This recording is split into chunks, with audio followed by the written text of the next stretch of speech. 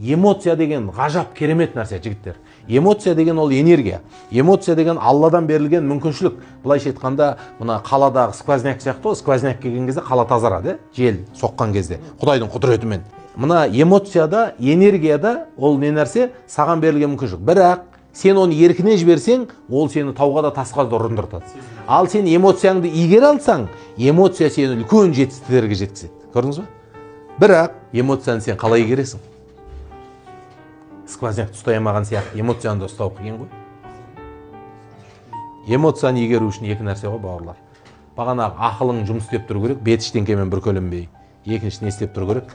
Тыныш, сабырлы халде, көркем мінезбен өмір сүру керек. Сен сабырлы, көркем мінезде халде болсаң, және ақылың дұрыс жұмыс істеп тұрса, эмоцияңды игере аласың. Ал эмоциясын игерген адамда не болады, бауырлар? Эмоциясын игерген адамда ол адам Құдайдың ризашылығын іздей бастайды.